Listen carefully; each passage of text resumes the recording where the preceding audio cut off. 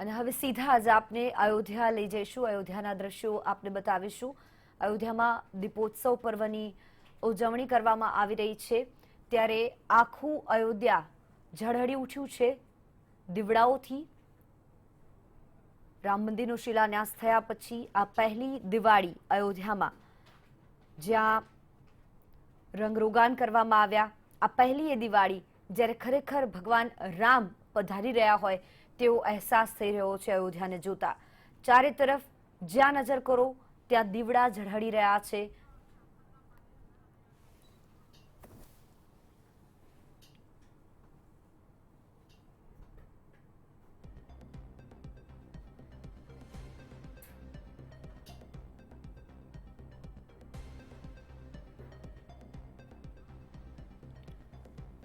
રોશનીથી ઝળહળી ઉઠ્યું છે અત્યારે અયોધ્યા।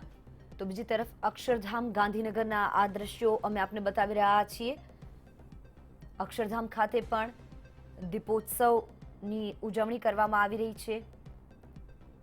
દિવાળી સમયે અક્ષરધામમાં પણ રોશની કરવામાં આવે છે, દીવડાઓ પ્રગટાવવામાં આવે છે।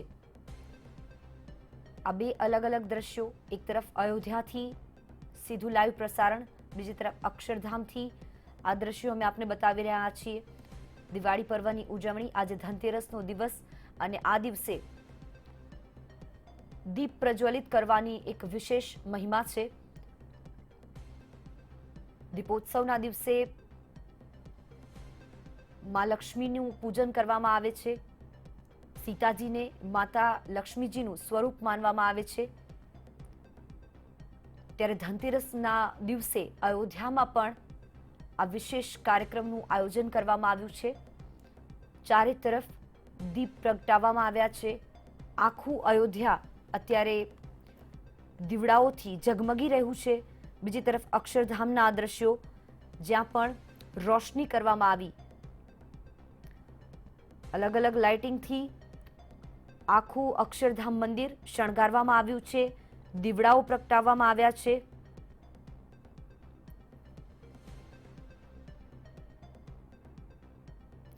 અયોધ્યામાં દીપોત્સવ માટે સરયુના 24 ઘાટોને 6 લાખ દીવડાઓથી સજાવવામાં આવ્યું છે। આખું અયોધ્યા આજે દીવડાઓથી ઝગમગી ઉઠ્યું છે। અયોધ્યામાં 3 દિવસ દીપોત્સવની શરૂઆત થશે। આજે ભગવાન રામનો રાજ્યાભિષેક પણ કરવામાં આવ્યો હતો। દીપોત્સવ અંતર્ગત ચારે તરફ દીવડાઓ પ્રગટાવવામાં આવ્યા। બીજી તરફ અક્ષરધામમાં પણ આ જ પ્રકારે દિવાળીના પર્વની ઉજવણી કરવામાં આવી રહી છે। અક્ષરધામમાં પણ દીવડાઓ પ્રગટાવવામાં આવ્યા, રોશનીથી આખું અક્ષરધામ મંદિર શણગારવામાં આવ્યું છે।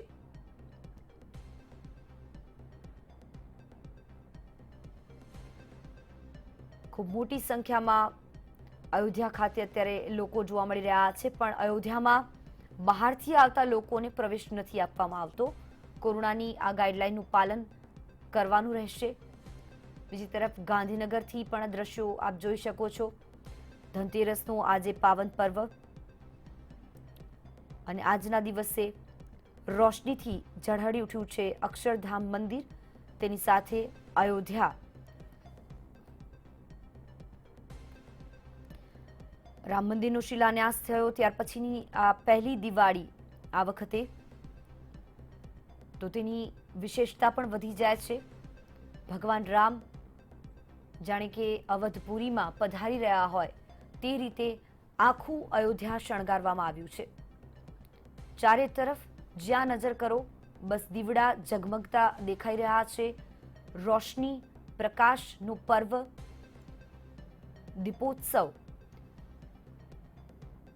અયોધ્યાથી લઈને અક્ષરધામ સુધી ચારે તરફ આ દીવડાઓની ઝગમગાહટ જોવા મળી રહી છે।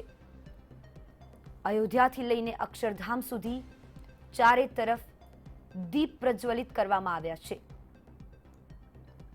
પ્રકાશના પર્વનું વિશેષ મહત્વ તમામ જગ્યા પર જોવા મળી રહ્યું છે। હિન્દુઓનો વિશેષ તહેવાર માનવામાં આવે છે દિવાળી। જેની સૌ કોઈ સાથે મળીને ઉજવણી કરતા હોય છે, દીપ પ્રજ્વલિત કરતા હોય છે. અંધકારમાંથી પ્રકાશ તરફ જવાનું આ પર્વ એટલે દીપોત્સવ, એટલે કે દિવાળી.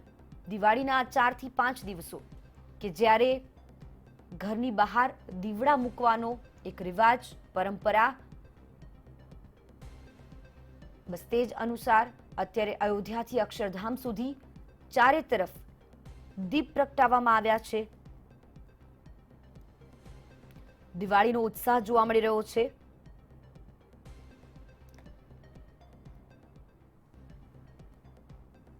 અક્ષરધામમાં પણ આ રોશનીની ઝગમગાહટ તમે જોઈ શકો છો. ઘણા લાંબા સમય સુધી કોરોનાની મહામારી વચ્ચે અક્ષરધામ મંદિર બંધ રહ્યું. આજે દિવાળી સમયે જ્યારે આખું અક્ષરધામ મંદિર શણગારવામાં આવ્યું છે, રોશનીથી આખું અક્ષરધામ મંદિર ઝગમગાહટ જોવા મળી રહી છે. રંગબેરંગી લાઇટિંગ કરવામાં આવી છે, ફૂલોથી શણગારવામાં આવ્યું છે અક્ષરધામ મંદિરને. તો બીજી તરફ દીપોત્સવ કાર્યક્રમ અંતર્ગત અવધપુરીમાં પણ ભગવાન રામના આગમન પહેલાની આ તૈયારીઓ.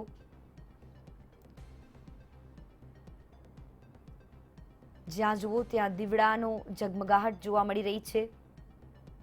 3 દિવસ સુધી દીપોત્સવનો આ પર્વ મનાવવામાં આવશે અયોધ્યા ખાતે.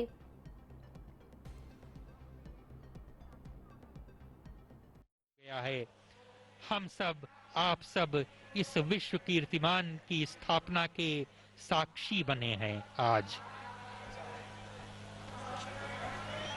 और देखिए जगमगाता हुआ ये सुंदर आलोकित यह अंधेरे में भी जगमग जगमग होता हुआ ये दृश्य.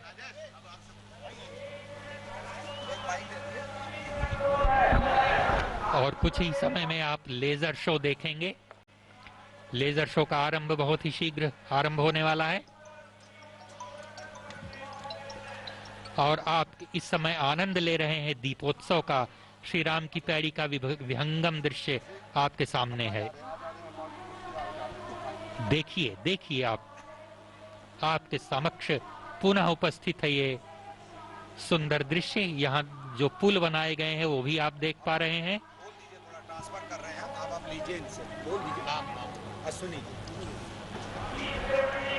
और कुछ ही समय बाद लेजर शो आरंभ होगा. तब तक के लिए मैं माइक्रोफोन ट्रांसफर कर रहा हूं अपने साथी कमेंटेटर अश्विनी जी को. अश्विनी जी, आगे का विवरण अब आपसे. ये नयनाभिराम दृश्य आप देख रहे हैं राम की पैड़ी अयोध्या से. यह नया इतिहास रचा जा रहा है. अयोध्या विश्व के सांस्कृतिक फलक पर नया कीर्तिमान बनाने जा रहा है. अयोध्या अपने ही बनाए हुए कीर्तिमान को इस समय तोड़ने जा रही है. गत वर्ष के दीपोत्सव में यहाँ पर 4,04,000 दीपों का प्रज्वलन किया गया और इस बार ये लक्ष्य है कि 6 लाख से अधिक दीपों का प्रज्वलन करके नया विश्व कीर्तिमान 5,51,000 दीपों का यहाँ पर बनाया जा सके. राम की पैड़ी अयोध्या पूरी तरीके से हर्ष और उल्लास से सराबोर है, क्योंकि आज वो क्षण है जब भगवान श्री राम का अयोध्या में ही वनवास समाप्त हुआ है. 5 अगस्त को प्रधानमंत्री नरेंद्र मोदी के कर कमलों से भूमि पूजन के बाद अयोध्या उल्लासित है, आह्लादित है. अयोध्या का अवसाद और अयोध्या का विषाद समाप्त हो चुका है और यहाँ के रोम रोम में रमने वाले भगवान श्री राम के पुनरागमन के प्रतीकात्मक स्वरूप दीपावली को दिव्य रूप में मनाने के लिए अयोध्या पूरी तरीके से तैयार है. अयोध्या, मथुरा, माया, काशी, कांची, अवंतिका, पुरी, द्वारावती चैव सप्तैते मोक्षदायिका. अयोध्या को सप्तपुरियों में सर्वश्रेष्ठ स्थान प्राप्त है. सप्तपुरियों में सर्वश्रेष्ठ है अयोध्या. आदिकाल से अनादि रूप में साक्षात विद्यमान है अयोध्या. भगवान लक्ष्मी नारायण के साक्षात अवतार का दिव्य स्थान है अयोध्या और भगवान मर्यादा पुरुषोत्तम के अवतरण का स्थान है अयोध्या. और आज इस राम की पैड़ी पर भगवान श्री राम के पुनरागमन के प्रतीक के रूप में दिव्य दीपोत्सव का आयोजन किया जा रहा है। अयोध्या की काया वही है, लेकिन अयोध्या का कलेवर काफी तेजी से बदल रहा है। परिवर्तित होती अयोध्या केवल एक पौराणिक नगरी नहीं है। बदलती हुई अयोध्या, परिमार्जित होती अयोध्या, सुंदर होती अयोध्या संपूर्ण विश्व में सनातन संस्कृति के प्रकाश स्तंभ के रूप में स्थापित हो रही है। और ये झिलमिल दीपमालिकाएं अयोध्या के वैभव की, अयोध्या के महिमा की, अयोध्या की गरिमा की पुनर्स्थापना का सबूत दे रही हैं। और इसका आयोजन हो रहा है सरयू तट पर स्थित राम की पैड़ी पर। सरयू तट के बारे में भगवान श्री राम ने खुद ही अपने मुखारविंद से कहा कि अवधपुरी અયોધ્યાથી લઈને અક્ષરધામ સુધી અત્યારે દીપોત્સવ પર્વની ઉજવણી થઈ રહી છે। રોશનીથી ઝળહળી ઉઠ્યું છે આખું ભારત। અત્યારે અયોધ્યામાં પણ લાખો દીવડાથી અત્યારે જાણે કે નગરી સોનાની બની ગઈ હોય એવી રોશની જોવા મળી રહી છે। અક્ષરધામમાં પણ કંઈક આ જ પ્રકારના દ્રશ્યો જોવા મળ્યા। રોશનીથી ઝળહળી ઉઠ્યું અક્ષરધામ મંદિર, ત્યાં પણ દીપોત્સવ પર્વની ઉજવણી થઈ રહી છે। ધનતેરસનો આજનો દિવસ, ત્યારે વિશેષ શણગાર કરવામાં આવી રહ્યો છે। ધનતેરસના દિવસે ખાસ અક્ષરધામ મંદિર ખાતે દીવડાઓ પ્રગટાવવામાં આવ્યા। લાખો દીવડા અયોધ્યા ખાતે પણ પ્રગટાવવામાં આવ્યા। આ દ્રશ્યો તમે જોઈ શકો છો। લાખો દીવડા જોવા મળી રહ્યા છે। જ્યાં નજર કરો ત્યાં દીવાનો પ્રકાશ। આખું અયોધ્યા દીવડાઓના આ પ્રકાશથી ઝળહળી ઉઠ્યું છે। દીવડા પ્રજ્વલિત કરવામાં આવ્યા। ચારે તરફ જ્યાં નજર પડે ત્યાં બસ માત્ર રોશની જ રોશની જોવા મળી રહી છે। ભગવાન રામનો શિલાન્યાસ થયા બાદ આ પહેલી દિવાળી એટલે એનું વિશેષ મહત્વ રહેલું છે। મહત્વ ખૂબ વધી જાય છે દિવાળીના આ પર્વનું। અયોધ્યા ખાતે પણ જોરદાર ઉજવણી કરવામાં આવી। આજે દિવસભર વિવિધ કાર્યક્રમોનું આયોજન કરવામાં આવ્યું, જ્યાં સીએમ યોગી આદિત્યનાથ અને આનંદીબેન પટેલ ઉપસ્થિત રહ્યા। વિશેષ મહાનુભાવો, આ ઉપરાંત રામલીલાનું પણ આયોજન કરવામાં આવ્યું હતું। ભગવાન રામનો રાજ્યાભિષેક કરવામાં આવ્યો। સરયુના ઘાટ પર અત્યારે દીવડાઓ પ્રજ્વલિત કરવામાં આવ્યા છે અયોધ્યા ખાતે। દિવાળી પર અયોધ્યાને ભગવાન રામના સ્વાગત માટે વિશેષ રીતે સજાવવામાં આવ્યું છે।